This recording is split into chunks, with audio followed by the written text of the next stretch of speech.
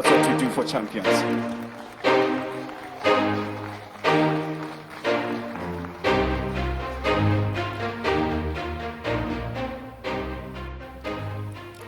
The man holds all the records that you can think of. 300-meter record is with him. The fastest man in Africa, the first African to win a gold medal in 200 meters. This is the man just sitting next to me. Let's man, a very good afternoon, my brother. Welcome to the second part of this event. Good afternoon, everybody. Hope you are doing well, because I'm ready to rock the stage. He's always thinking of doing everything so quickly, and he doesn't talk too much. What he knows is just to wait for the gun and just to avoid a false start. That is why he never gets one. All right, Letsile, for those that maybe may not know you, some see you and the globe see you as a star. Who is Letsile, if you introduce yourself to the people that are here today? Letsile is just an ordinary person, but athletics took me and made me the man I am today, who can wear former. I didn't know what former was up until I became an Olympic champion. Just a boy from Kanye, that's where I originate, grew up in the city, and then became the global star with the little resources that we have. You know, let's talk about that moment. We saw you know, when they were ringing the bell here. It takes us back to that moment where you had to ring the bell and introduce yourself to the greatest of all time after winning the Olympic 200-meter, where nobody thought you'd get that one. But there was no alliance, lane 5. There was then the boy there in lane 7, Letsile, 9-10 in lane 6. Lane 7, there was Kenny, your good friend. That moment. Man, that moment, I always rewatch that 200 meters, and I still don't believe it happened. You know, even after months of it happening, I still don't believe it has happened, because I wasn't the favorite going into that race, because people had their own people. So what I did, I just believed that everything is possible. You know, I had because I was heartbroken, I think that also fueled me going into that final with that anger that I need to do something for the country and Africa at large. After that race you had, thank you so much. After that race, you had to ring the bell. And, you know, we've been saying that ringing the bell has a massive significance. To that day until now, how has that just made you feel like as Tebogo Letsile? It opened a lot of doors for me. You know, ringing that bell, you can see... You did not smile? There was nothing to smile about ringing that bell, you know, because I think there was just too much anger in it. So I just rang it with anger, and it did a lot of significant to me and to the team that was around and that was preparing for the Olympics. Yeah, very much interesting, ladies and gentlemen. Then now brings the question to say, how did you navigate your journey to becoming an Olympic champion, and what lesson can aspiring athletes and entrepreneurs take from your experience? I know that many people still don't know, or they may not believe it, that one of the things was that Letsile did the final with an injury that he never disclosed to anyone. I mean, you never show your weakness to the people. You just keep it inside, you know, until the last day. So that final, we had a grade 1 tear on the hamstring. So a grade 1 tear is just like a scar on the hamstring. So I didn't want to show it to anybody. It was just something that was amongst the team that only knew about, and nobody was allowed to disclose it out that Letsile has a problem, you know. And that's how I figured out to win that Olympic gold medal. You know, if you show weakness, that's when everything goes sour for you. Because once Noah showed his weaknesses doing his warm-up with masks, that's where we found that weakness and used it against him. All right. So to the entrepreneurs, like Letsile is saying, is never show your weaknesses. Just stay focused and keep it locked in your closet until the end of the competition. That's what they did with his team. Now, as a global recognized athlete, how have you built and maintained your personal brand? When I remember there was an interview that you did, and when they asked you, are you the face of athletics? You say, no, you are not. But this is a big brand when you're talking about Letsile Tebogo.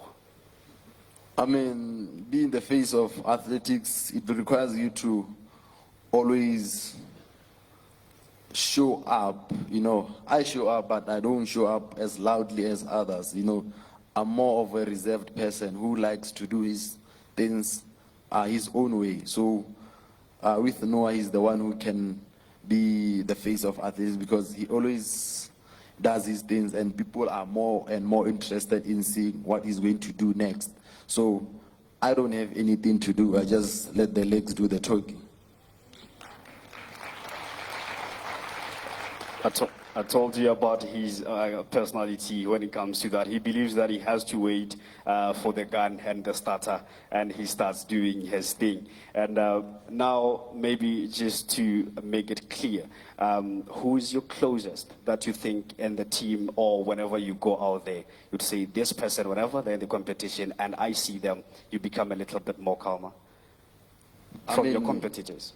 With everybody's my friend in the sport. I don't have enemies. It's just that when we get on the track, it's all about business. So once we are off the track and there's no cameras, that's when we become best friends. But when the cameras are there, we hate each other.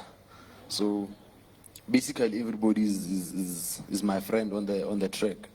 Yeah. How would you advise somebody that they intend to market themselves, the way you've carried yourself, or to take us to the next question of sponsorships? How do you encourage or advise somebody that is willing to take their brand to a greater height? What would be the advice? The advice would be, we don't just bloom today and then, no. Rome wasn't built in a day, because we all started somewhere for us to be here where we are today. So we have to just keep on making those baby steps. Eventually we'll get to greater heights, Nobody believed there would be an Olympic medalist in Botswana, So I took that as motivation. Those people who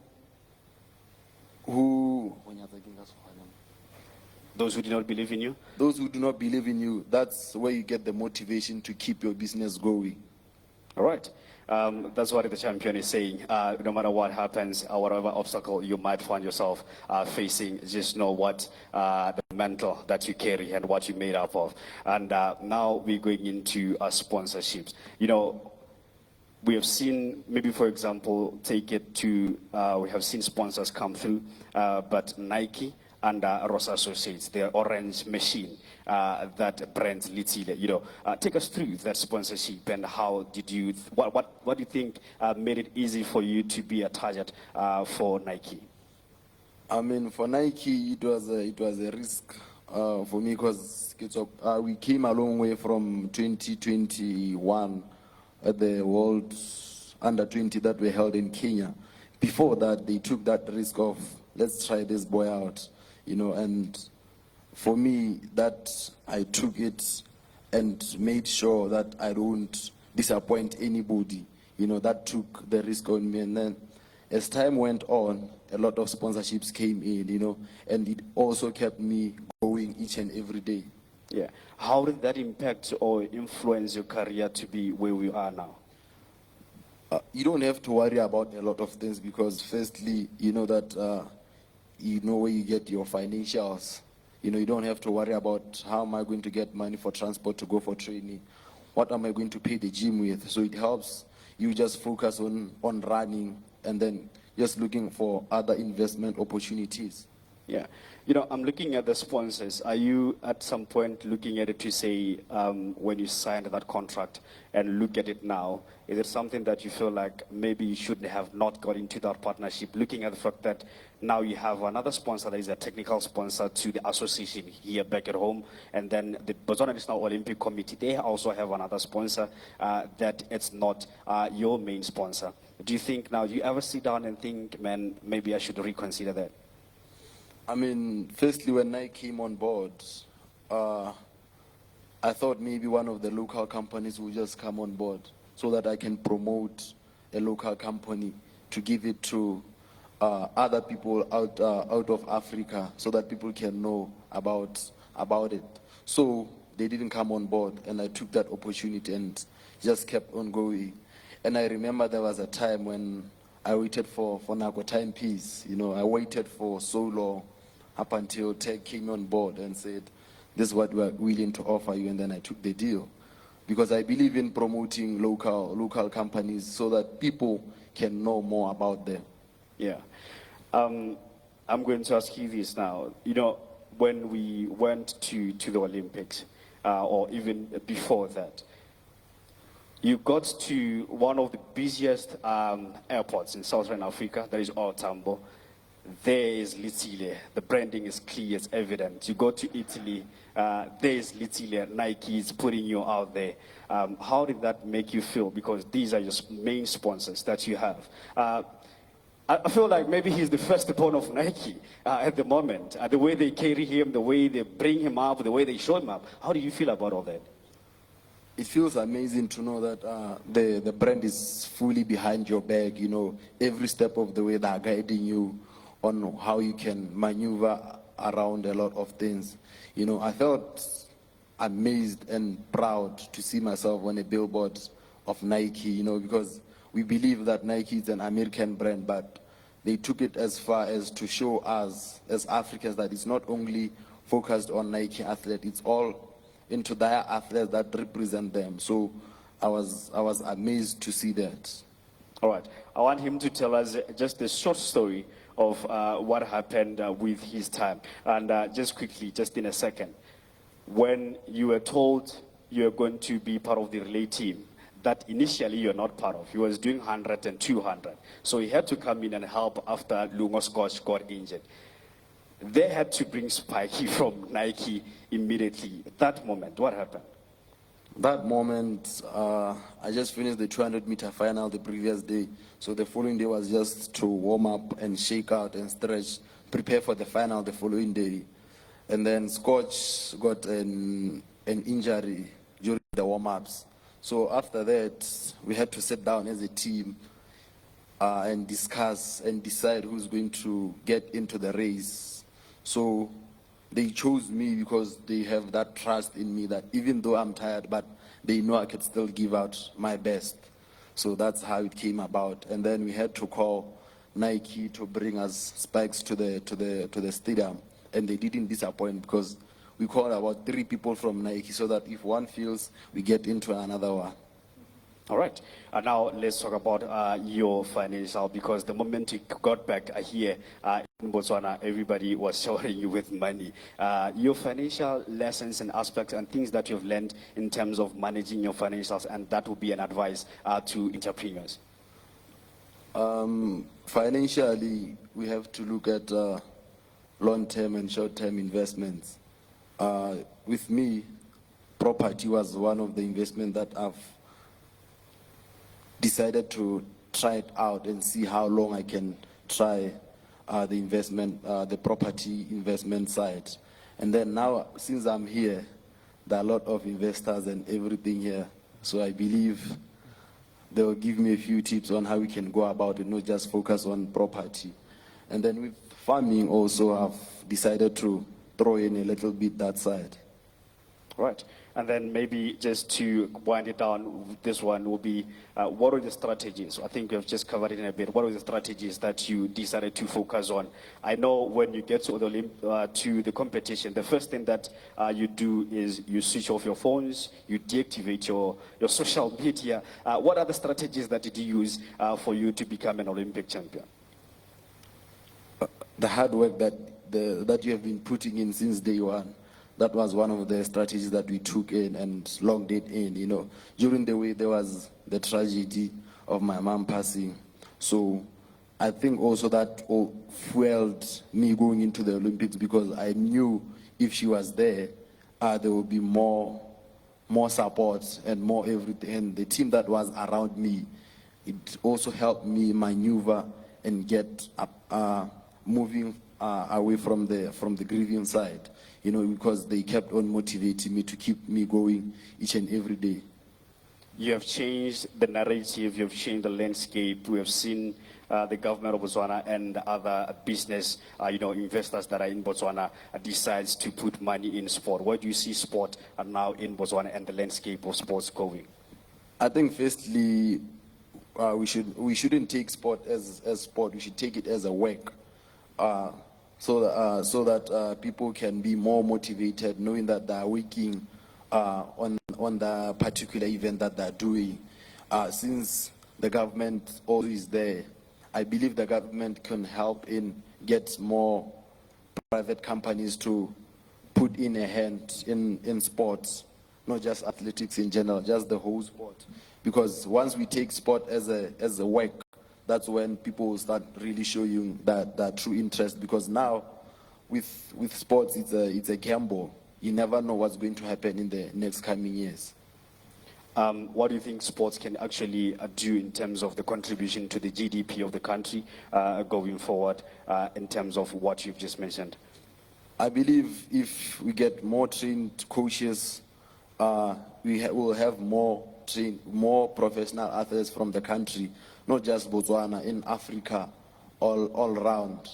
Because what I've seen is there's a lot of true talent in Africa, just that some people don't know how to use that talent and get it to reap the fruits from it. Yeah. Now, the support that you got from Africa, because we have delegates that are representing different countries. Anyone from Ghana here? All right, thank you so much. We saw the videos from Ghana. We are supporting Letsile so much. Not that other countries, they did not, but there was a trending video from the Ghanaians that were rallying behind the boy.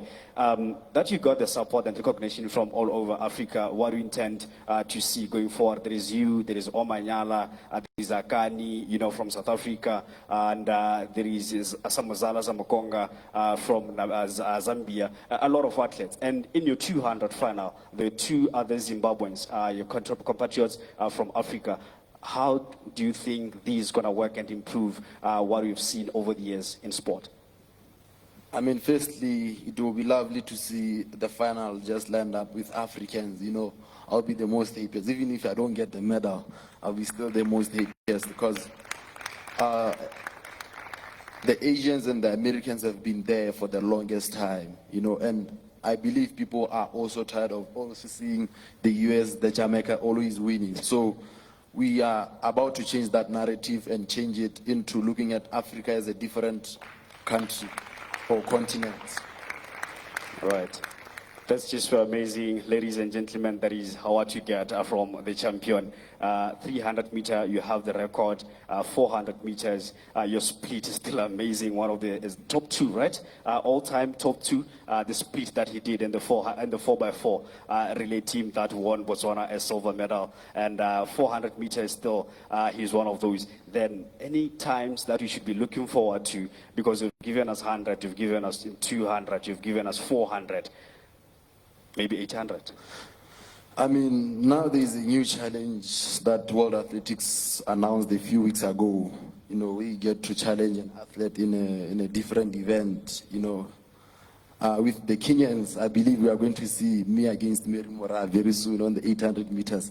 So I believe that's going to be great for the sport. Just have to challenge an athlete on a different event because now, us as athletes, we always know if there's this one and this one in the lineup, I'll get position one. But it's not interesting anymore. So I believe with this new narrative, it will be more interesting. And with the private companies out there, I believe we should put in try risk on sports. All right. Private companies out there, please do invest in sports. We come to the end of our conversation here. It was so great us chilling and sitting next to the champion. And thank you so much, Letsile. Thank you so much. Thank you so much, ladies and gentlemen. We've come to the end of this session. Solomon Kakua on social media. He's Letsile schoolboy Tebogo. You should see with the blue tag that his platform. That's where you can follow him and see what will be happening.